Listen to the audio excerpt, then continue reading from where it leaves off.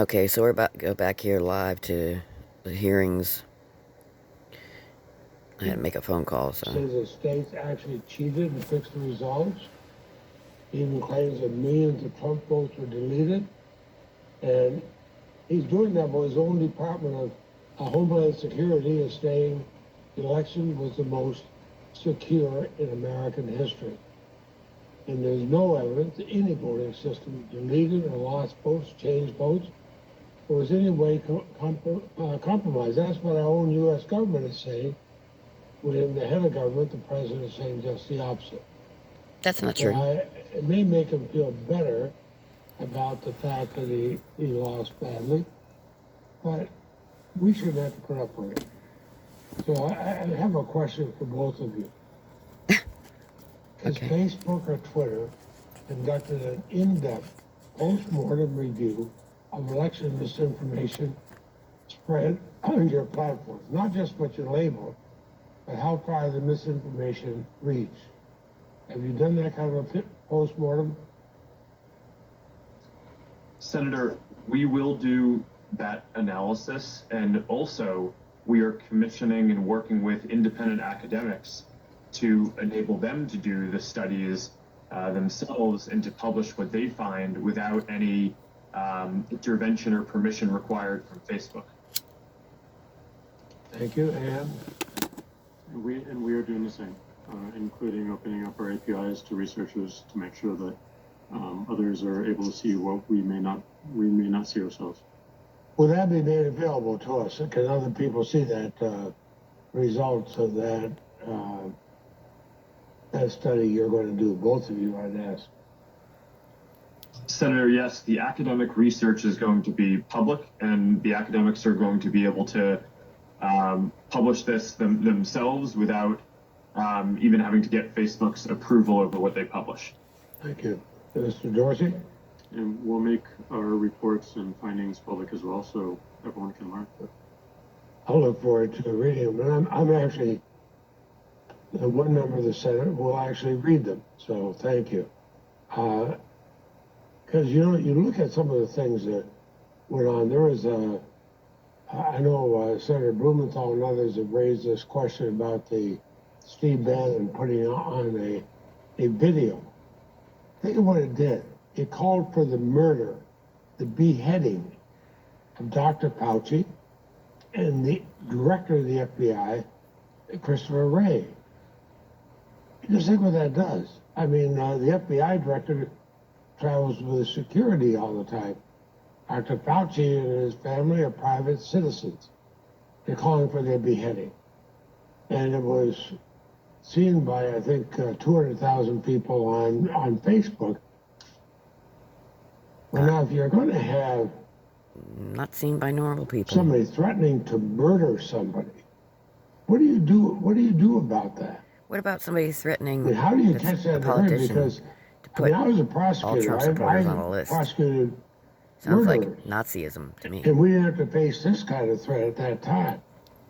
And what do you do when hundreds of thousands of people see a threat, go murder somebody? Senator, trying to do in that. that case, that content violated our policies, and we took it down. And as has been the subject of some of the other questions, if But it's okay someone to had say multiple murder offenses Trump. like that, we would remove their whole account. Well, that I'm sure that's the threat that they do if they multiple times say go out and murder somebody, cut off their head. We're going to face a real problem. Facebook will take down our posting. Oh my goodness, what a deterrent.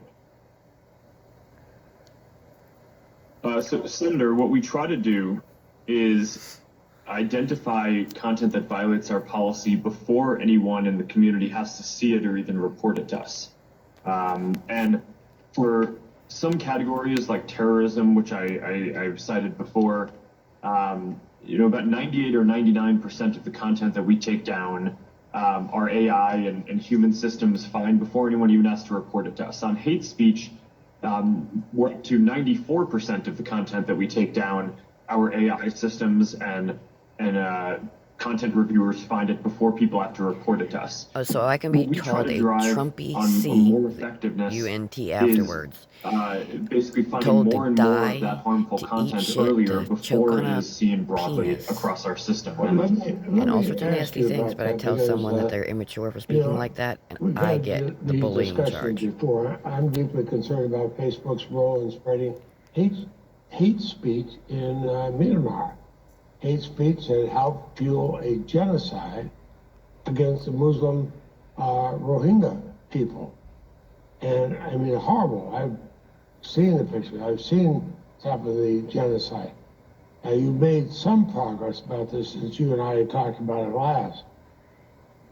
But my understanding is that Facebook shuts down specific accounts that violate your content-related policy, but then the user can, of course, just create a new account. In Myanmar, for example, on October 8th, Facebook took down 38 inauthentic accounts created and controlled by members of the Myanmar military, in part to promote anti-Rohingya content. And I compliment you for doing that. But the Myanmar military just turned around and created new accounts to promote the same content. So in some way, you got a whack-a-mole problem here. But is there a way that you can stop these things, not just at the account level, but at the user level? And I use that as an example because people are being murdered in a systematic genocide. Please answer Senator Lady's question, then we'll need to move on. But go ahead. But, Yeah, he's another one and I'm on the sorry to list. take long, but the previous questioner state took all his operative. time plus No, all the no, time I that agree. been allotted to me. Yeah, no, we're at 2.5 minutes, and let's just wrap it up. But go ahead and answer the question. Senator, you're correctly pointing out that we did disable certain generals in the Myanmar military as dangerous figures, and they are not allowed to sign up for new accounts. But as you point out, these kind of integrity problems are not ones that there's a silver bullet where you can ever fully solve them. We will always be working to help minimize the prevalence of harm, in the same way that a city will never eliminate all crime. You try to reduce it and get it and have it be as little as possible. And Notice he didn't that's ask what we try to do through a combination of building taking down AI systems to identify accounts of people in harmful content BLM up front, or hiring Antifa thousands were of burning people, down American tens of cities. thousands of people to do content review, and partnering with That's okay. organizations, whether it's in the intelligence community, law enforcement, election officials, or in Myanmar, local civil society, to help us flag things that we should be aware of and on high alert about. Thank you, Mr. Chairman. I'll have some questions for the record for both of the witnesses. Thank you very much, Senator Lady. I appreciate that. Senator Cruz. Thank you, Mr. Chairman. Facebook and Twitter and Google have massive power. They have a monopoly on public discourse in the online arena. I will say it's dismaying listening to the questions from our Democratic colleagues, because consistently the message from Senate Democrats is for Facebook and Twitter and Google to censor more, to abuse their power more, to silence voices that Senate Democrats disagree with more. Exactly.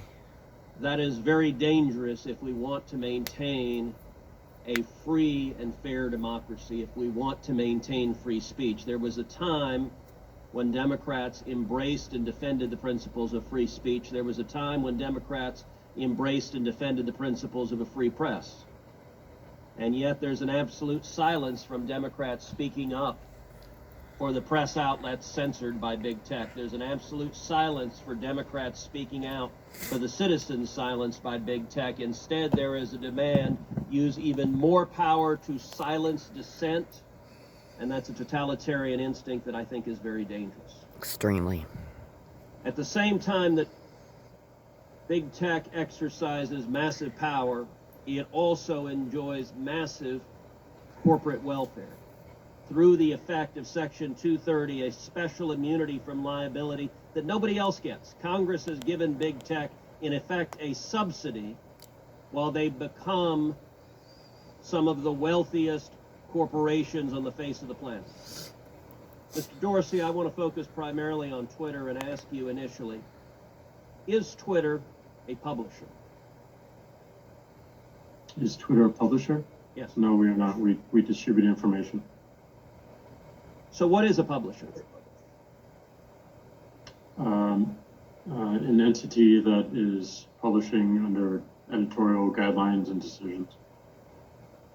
Well, your answer happens to be contrary to the text of federal statute, particular Section 230, which defines an information content provider as any person or entity that is responsible in whole or in part for the creation or development of information provided through the internet or any other interactive computer service. Let me ask you, was Twitter being a publisher when it censored the New York Post? No, we have very clear policies on the conduct we enable on the platform. And if there's a violation, we take an enforcement action, and people choose to commit to those policies and to those terms of service.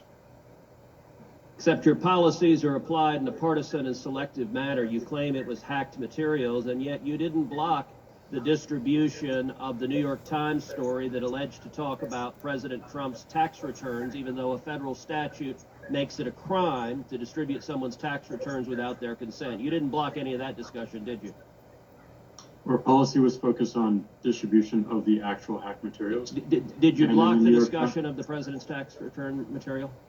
And in the New York Times case, we interpret it as reporting about the hack materials. not Did you distribution block of Edward materials. Snowden when he illegally released material? I don't have the answer for that. The answer is no. You haven't used this in a selective manner. Let me ask you, were you being a publisher when you forced Politico, another journalistic outlet, to take down their tweets on a topic that you had deemed impermissible? No.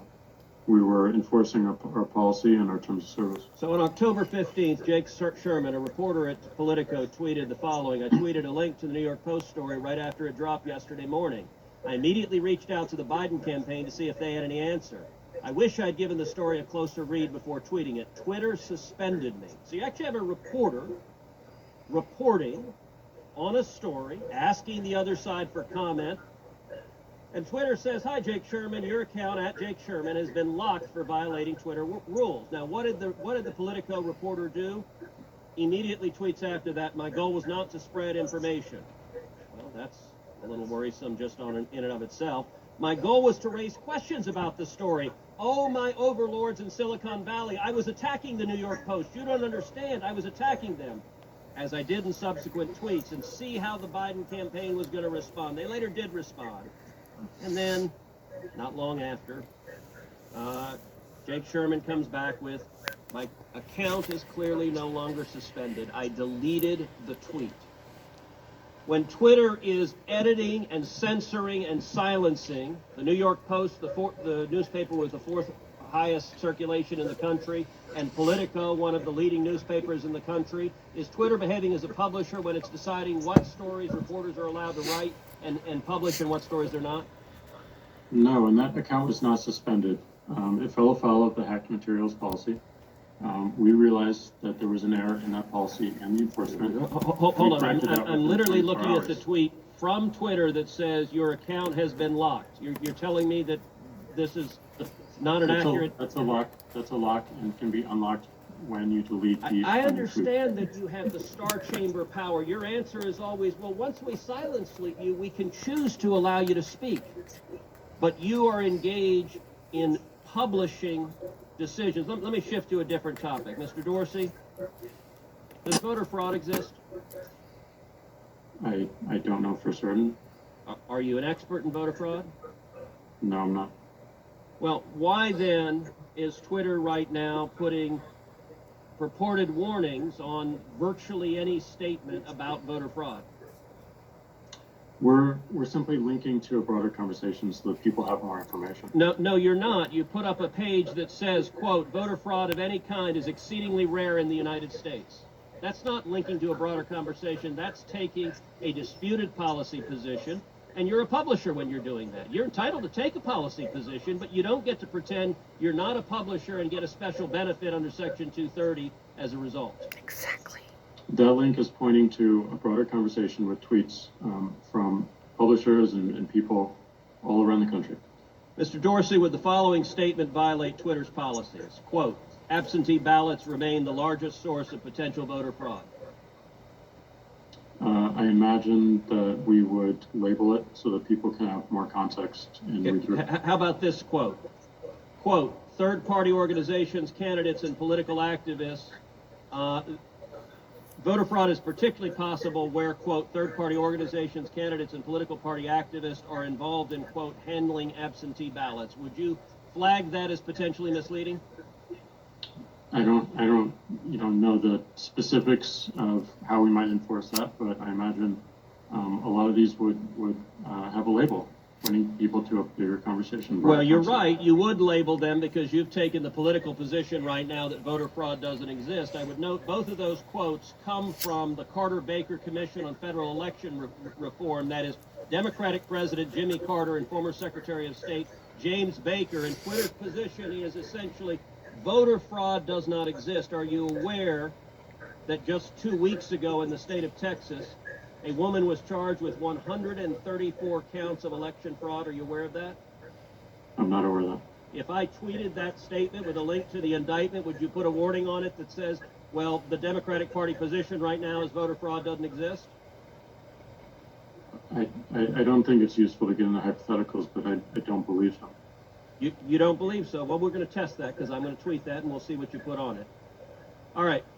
Yesterday, Mr. Dorsey, you and I spent a considerable amount of time on the phone, and you said that you wanted to embrace transparency. So I want to ask you, I have asked Twitter, I've asked Facebook multiple times, how many times have you blocked Republican candidates for office, their tweets or their posts in 2016, in 2018, and 2020? How many times have you blocked Democratic candidates for office? How many times have you blocked Republican office holders? How many times have you blocked Democratic office holders? Twitter has repeatedly refused to answer that question with specific hard data and cataloging the examples. In the interest of transparency, which you said you want to embrace, will you commit in this hearing right now to answer those questions in writing? And It's we'll let exactly that what be we the want to last do. question. I'm sorry, Mr. Dorsey, I didn't hear you. That's exactly what we're pushing for as we think about building upon 230. Is that a yes transparency, that you will just answer those questions in writing? transparency, not just of outcomes, but also our process as well. Is that a yes that you will answer those questions in writing? We'll certainly look into it and see what we can do. And actually answer them and not give lawyerly doublespeak about why you're not going to give specifics. Answer them. Will you commit to this committee that you will answer those questions? We're going to work to answering broader transparency around outcomes. All right, that's a no. Mr. Zuckerberg, how about you? Will you commit that Facebook will answer those specific questions, cataloging the number of instances in which Democrats in 16, 18, and 20 have been silenced versus the number of instances in which Republicans have been silenced on Facebook? Senator, I'm not sure if we have that data available, but I will follow up with you or your team. Okay, I'm going to take that as a yes, and I'm going to take Twitter. We'll see if it's a yes or transparency is bogus and we don't intend to provide it. Senator Durbin. Thank you, Mr. Chairman. We live in a dangerous Go world. Cruz. Issues of national security, the worst pandemic, public health crisis in modern times in America, and we are being challenged as to whether there's going to be a peaceful transition of power in America in the presidency. At that moment in time, we decided none of those topics were important. And what was important was to determine whether or not social media was discriminating against Republicans. No, It's an interesting question. that is not what we I think determined. there are more important and timely questions. We determined whether those Recount topics underway were in Georgia, real We have allegations And whether we made had a by right the as election people to officials there, question those where things. the Republican on allegations, social media. Republican election officials, where they have faced literally death threats. We are trying to determine whether or not the social media instruments of America are fair to the Republican Party. I'm trying to struggle with this issue because I want to put it in a context, and maybe I can't. Maybe this is unique. We certainly know what the Constitution says when it comes to free speech, and we know what it meant over the years, New York Times versus Sullivan and others with publications. We certainly didn't suggest that anyone that used a telephone line for nefarious, illegal, banned activity somehow implicated the telephone company into it by its nature. And then came radio and TV, and we had to come up with new rules in terms of, at one time, equal time, fair content, and so forth. And now we have this new, relatively new mechanism of communicating information, and we're trying to determine what to do with it. Whether to treat it like a newspaper publishing or treat it like some sort of a communications network alone. Section 230 is an attempt to do that, and I'm sure everybody finds fault with it. I'd like to ask the two witnesses if they would comment on the historical aspects of this particular debate, if they have any thoughts. Mr. Zuckerberg. Senator, one of the points in the discussion that I find interesting is people ask if the regulatory model should be more like kind of the news industry or more like telcos. But from my perspective, these platforms are a new industry and should have a different regulatory model that is distinct from either of those other two. I think it is not the case that we're like a telco, and that there are clearly some categories of content, whether it's terrorism or child exploitation, that people expect us to moderate and address. But we're also clearly not like a news publisher in that we don't create the content and we don't choose up front what we publish. We give people a voice to be able to publish things. So I do think that we have responsibilities, and it may make sense for there to be liability for some of the content that is on the platform. And ban people for but I don't think that the analogies to these other industries that have been created previously will ever be kind of fully the right way to look at this. I think it deserves and needs its own regulatory framework to get built here. Thank you. Do you have any witness care to respond?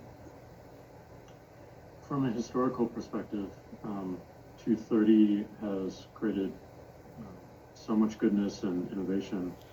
And, if we didn't have those protections when we started Twitter 14 years ago, we could not start. And that's what we're most concerned with, is making sure that we continue to enable new companies to contribute to the internet, to contribute to conversation. And we do have to be very careful and thoughtful about changes to 230 because going one direction might box out new competitors and new startups. Going another might create a demand for an impossible amount of resources to handle it. And going yet another might encourage even more blocking of voices or what's being raised here, which is censorship of voices and changing the internet dramatically. So I believe that we can build upon 230. I think we can make sure that we're earning people's trust by encouraging more transparency around content moderation in our process. Yeah, stop moderating our content more straightforward appeals. Unless it's like And totally I think illegal stuff. The biggest point to really focus on going forward is algorithms and how they are managing and creating these experiences and being able to have choice in how to use those algorithms on platforms like ours. Let me get into a specific, Mr. Zuckerberg. October 10th, Detroit Free Press reported 13 men charged Thursday in a conspiracy to kidnap Michigan Governor Gretchen Whitmer used Facebook and secure messaging apps to connect and plot their attack. The group's use of Facebook spans almost a full year. Members began to use the social media platform as a recruitment tool in November 2019, according to an affidavit by Brian Russell, Detective Sergeant, Michigan State Police. Once recruited, members communicated via a secured encrypting message platform. According to news reports, Facebook alerted the FBI about the Michigan kidnappers' online activity several months before the arrest. Thank goodness. However, in August, a Facebook page for the Kenosha Guard militia, which advocated violence in the aftermath of the shooting of Jacob Blake, was reportedly flagged over 455 times to Facebook. However, the page was deemed non-violating and left up. More than 4,000 people responded to that event. Hundreds of armed militia members showed up. A member of this group, a teenager from Illinois, later shot and killed 2 people on the streets of Kenosha. We tried to kill him Mr. first. Zuckerberg, you described Facebook's handling of this militia page as an operational mistake. Can you explain the exact reason why the Kenosha militia page was not taken down? Because Senator, yes, and Militias first, are and what happened in Kenosha was obviously terrible. What happened here was we rolled out a strengthened policy around militia pages in general, whereas before that we would have allowed a group that was a militia as long as it wasn't planning or organizing violence directly. In the lead up to the election, we strengthen the policy to disallow more of those groups because we were on high alert and we're treating this situation as very volatile. So that's why you took around us down. potential civil unrest around the election. We just put that policy into place, and But you don't tell people. For a number of reasons, it had not yet been fully rolled out, and all of the content reviewers across the company hadn't been fully trained on that. So we made mistakes in assessing whether that group should be taken down. But upon appeal, when it was escalated to a more senior level of content review folks who have more specific expertise in these areas, we recognized that it did violate the policy, and we took it down. It was a mistake. It was certainly an issue, and we're debriefing and figuring out how we can do better. Although one other piece that I would add is that the person who carried out the shootings was not in any way connected to that page or linked to any of the content there from anything that we or others can tell. Mr. Chairman, if I can ask one more question. Yesterday, the FBI released its annual hate crime incident report. The report found that more people were killed in hate-motivated violence in 2019 than any year since the FBI began collecting hate crime data in 1990. Because the report of also BLM. found that race-based hate crimes remained the most common type of hate crimes last year, and documented increase in religion-based hate crimes, anti-Hispanic hate crimes, and hate crimes targeting individuals based on gender identity. Given these statistics, it appears to me that it's more important than ever for social media companies to combat hate on their platforms. And I might add to one of my colleagues who stated earlier, this is not Antifa, but these are documented hate crimes from FBI. Muslim advocates, Muslim have reached out to you many times, Mr. Zuckerberg, about this issue relating to published content that reflects on certain religious groups.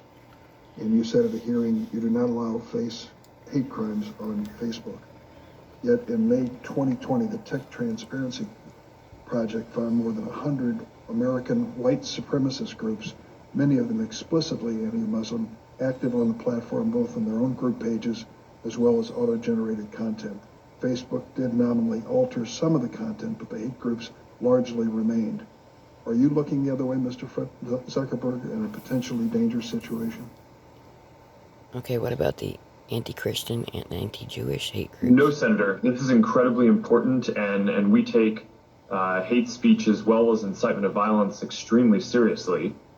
We banned more than 250 white supremacist organizations and treat them the same as terrorist organizations But you around the don't ban world. Antifa or And we've BLM. ramped up our capacity to identify hate speech and incitement to violence before people even see it on the platforms. Our AI and human review teams, you can track our results in the transparency reports that we issue, now take down about 94% of the hate speech that we find on our platforms before anyone has to even report it to us. Really? Which is a dramatic amount of progress I from posted where Trump we were a few hats years ago. on my local pages Where when we were just starting to sale ramp up pages on this, and the we're hate taking about 20% of it down before people had to report it to us. So there's was still so more bad progress to make. We're very invested in that the this, admins and of those groups had to take you my have my ads commitment down. that we view this as There were over an 300 issue of the hateful highest messages severity and of one that Trump we hats are very that I was focused on. selling. Thank you very much. Senator Sachs. Thank you, Mr. Chairman. Thank you for hosting this He hearing. didn't manage those. Clearly important topics around He content didn't manage moderation. people calling me a I'm crackhead and a skeptic a bunch of other of horrible the things. content moderation policies that Never done exist, crack a both day in because my I don't life. think the standards are very transparent and I don't think the execution is very consistent. That said, I'm more skeptical than a lot of my colleagues, I think on both sides of the aisle, about whether or not there's a regulatory fix that will make it better instead of worse. I especially think it's odd that so many in my party are zealous to do this right now when you would have an incoming administration of the other party that would be writing the rules and regulations about it. And I think it's telling that a number of folks on the other side of the dais, I think of Senator Blumenthal, a guy I like, but who seemed to almost be giddy about the prospect of a new government regulatory agency to police online speech. And I think a lot of people on my side should take pause at the idea that so many on the other side of the aisle are excited about having the next administration get to write these rules and regulations. But to the broader question, first, just to get to kind of a level set, and I want to thank both the witnesses for being here today. But when Senator Lee lays out some of the issues he did about, just every human community is going to be situated in a different place about policy commitments and priorities and beliefs. But when Senator Lee said that 93% of Facebook employees who contribute to politics do so on the left, and 99%, I think it was, of Twitter employees contribute on the left, I would just be interested to see if either of the two of you think that has implications in the shepherding of your organizations. Again, I recognize fully that you're private organizations, and so again, I'm more skeptical of a governmental fix for a lot of the problems we're talking about here today. But I'm curious as to whether or not Mr. Zuckerberg and Mr. Dorsey, and I guess we'll start with Facebook, I'm curious as to whether or not you think it's likely that there is systemic bias inside your organization in the execution of content moderation policies, given that your employee base is so unrepresentative of America in general. Senator, I think it's a good question.